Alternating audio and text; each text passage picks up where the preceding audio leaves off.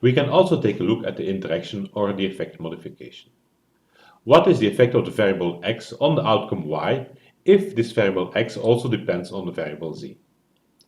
In our tree example, it might happen that the effect of nitrogen on the length of the tree will depend on the proportion of phosphor found in the needles. In pharmacogenetics, it has been shown that steroids are beneficial for asthma patients, but just how beneficial they are depends on the presence or the absence of certain genes. Other interactions might be between gene and environment. So there is an effect of certain genes on chronic obstructive pulmonary disease depending on the history of smoking. So we know that smoking is bad for the health, bad for your lungs, but just how bad also depends apparently on the presence of certain genes. Such model interactions are integrated by using a multiplication term. So we will not just look at the effect of xs and the effect of xf in the model, but we will include also the product of both. How can we then look at the effect or the effect size of one unit change? So suppose that here we look at one unit increase in nitrogen. If we increase nitrogen with 1 unit, the effect on the average tree length is beta S plus beta SF times XF. So it not only depends on the slope for nitrogen, but it also depends on the slope for the interaction term and the actual value of phosphor. So beta SF is the difference in the nitrogen effect between trees that differ 1% in phosphor. So it means that if phosphor increases, or if the phosphor between trees is different with 1 unit, then the effect of nitrogen will increase with beta SF. Deciding whether or not this effect is real, is significant, is just done by testing whether or not beta SF is 0, which is done through a t-test also included in the output. Beta S itself is the effect that 1% increase in nitrogen will have when there is no phosphor at all in the trees present. Including this in R is done through a multiplication. So we still use Lm as a function. We explain length, but now we explain length in function of nitrogen times phosphor, which means that we automatically include nitrogen, we include phosphor, and we include the interaction. There is another way of doing this by saying we want to have length in function of nitrogen plus phosphor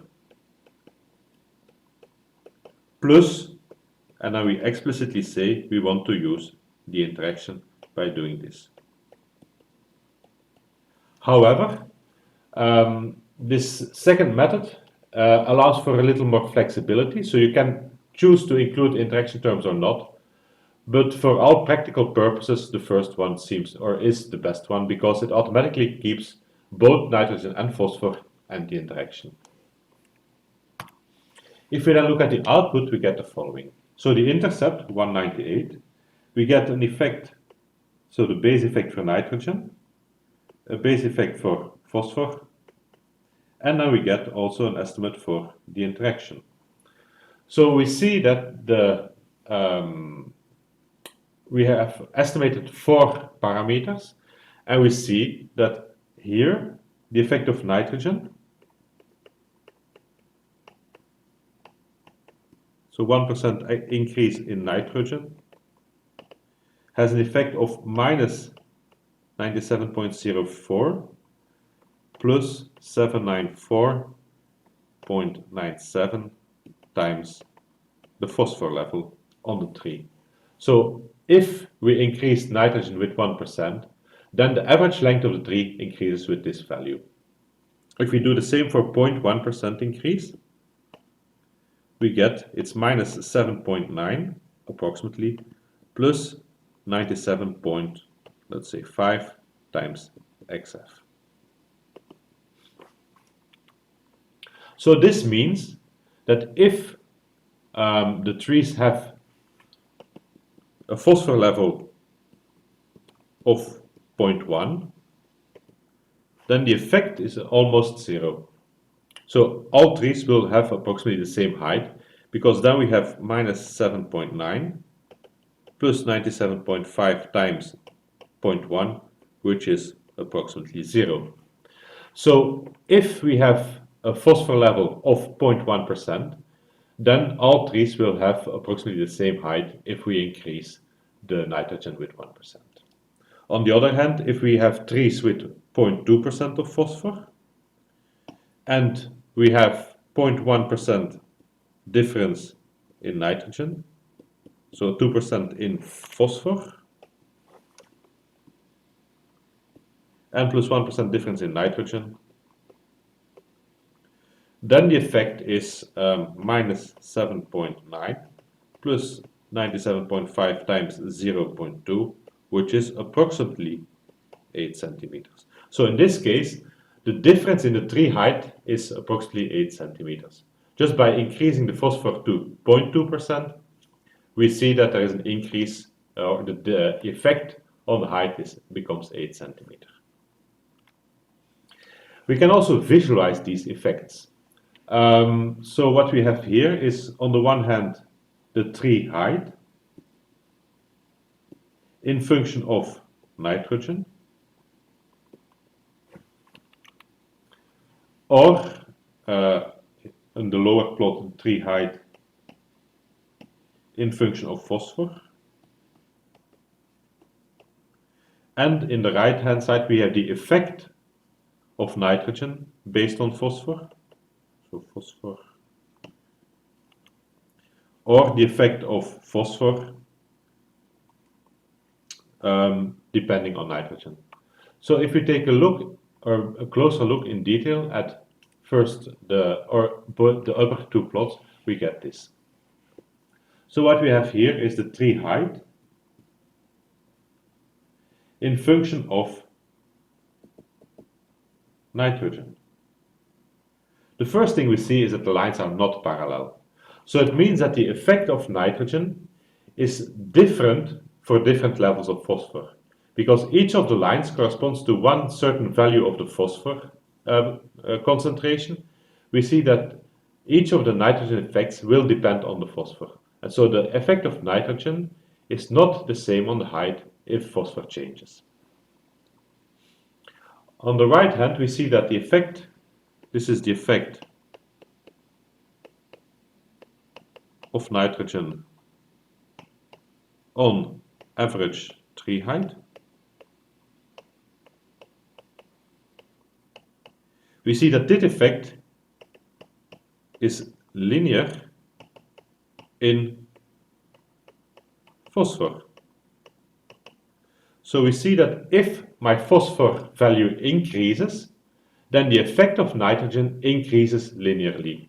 It increases linearly with the effect we saw before, minus 7.9 plus 97.5 times XF.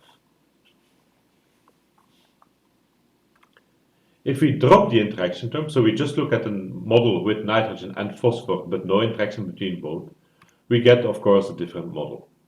We see here that the effect of nitrogen is just 123. So if we have plus 1 or plus 0.1% in nitrogen, then the average tree height increases with 12.3 centimeters. And this is independent from the phosphor level, because we excluded the interaction term. If we then look at the same plots, the first thing we see is that here we now have parallel lines. So we have on the left hand parallel lines, which means that the effect of the nitrogen on the height, this effect is the same for every level of phosphor. All of the slopes are equal. So the lines are still different because there are different phosphor levels in the model, but the effect that nitrogen has on the height is the same. It increases in the same way for different levels of phosphor because the slopes are equal and there is no interaction. Same thing on the right hand side, we see that the effect of nitrogen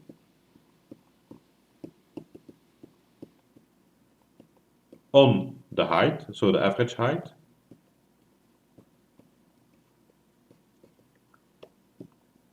is constant for different values of phosphor.